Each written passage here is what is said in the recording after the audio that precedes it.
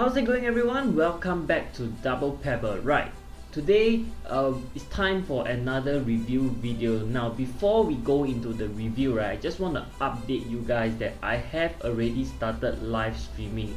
The reason it took so long for me to start live streaming is because I wanted to get all the equipments ready first before I live stream. If not, I'll be using those shitty webcams and shitty microphones. So I've finally gotten all the equipment that I need, and that's why I've started live streaming. So hang around my Double Pebble Facebook page for updates on when I will be live streaming.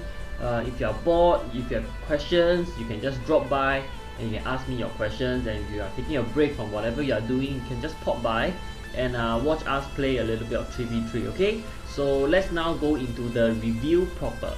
Right, so today we are going to be reviewing 08E Roman Pavlyuchenko. Now he is not your typical first tier players like Ronaldo, Bale, Ibra, Griezmann, Pogba, that sort of player. He is I would consider him a upper mid tier kind of player, slightly above average kind of player, based on stats, based on my past experience with him. Now, just a bit of background, I used to use Roman Pavlyuchenko right after the Impact Engine update, when I realized that heading is one of the best ways to score. So I've changed all my strikers at that time, and Roman was one of my first choice strikers together with Ronaldo, if I'm not wrong. But ultimately I decided to sell him away because at that time I couldn't find him a lot in game. Like whenever I try to cross, he's never in the box to be at the end of the cross. But I attribute it to my lack of skill at that time, because I didn't have an identity then. But right now I have more of an identity. My gameplay has improved a lot, and we are going to try him again to see if he is any better. Okay, so let's start with the analysis of his stats first. Okay, so if you take a look at his stats, right, all of them are pretty average, I would say. Most of them are below 85, and by today's standard, anything below 25 is 85 rated is considered average. Okay, like his strength is 81, sprint is 84, acceleration is 83, not very fast by today's standard.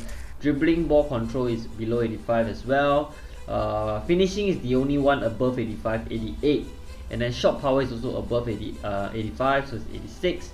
And then heading, long shot, positioning is all 85. Reaction is also slightly above 85. The big problem with Roman in terms of stats is his jump. So his jump is only 70, although he is quite tall at 188. So it kind of balances them out. Like if he is tall and he has high jump, right, like Drogba, that makes him formidable in the air. But being tall and having low jump maybe might pull him down a little bit. We'll take a look later and find out how he actually performed in game. Alright. In terms of traits, he's got 10 of them. Goal master, finisher, target man, wing player, area control, that's important, dribble master, tanker, sniper, which is long shot, acrobatic, and free kick master. So basically, if you ask me, I would say he have almost all the required trait for a good striker. I used to call him the poor man's Ronaldo because he's got almost everything that Ronaldo has except the 5-star skill and just slightly lower rated as compared to Ronaldo. Like Ronaldo is fast and he's slightly slower. Ronaldo can hit, maybe his hitting is slightly lesser. But generally he is a pretty all-rounded player based on my past experience and based on his stats. Okay, work rate is mid-low, not my ideal. I prefer high mid or high low, but generally there's not a lot of strikers that is high attacking nowadays, so I'm not sure how that will affect. Then his price is very cheap.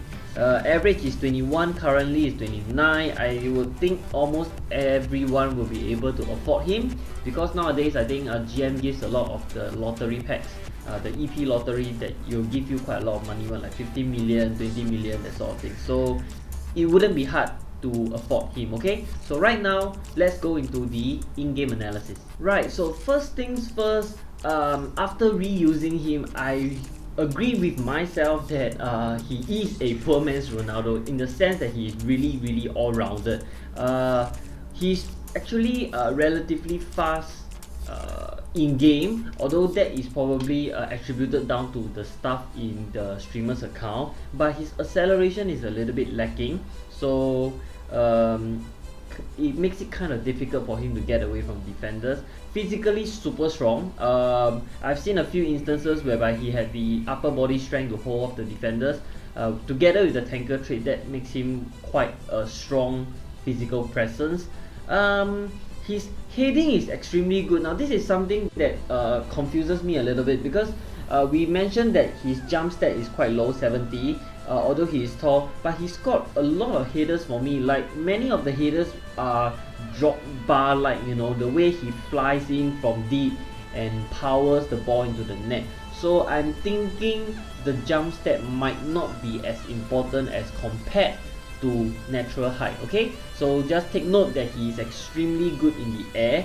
Finishing is good as expected because of his finishing rating, which is 88. Okay, now on to his weakness. There is not many, to be honest, if you consider him in the upper mid tier category.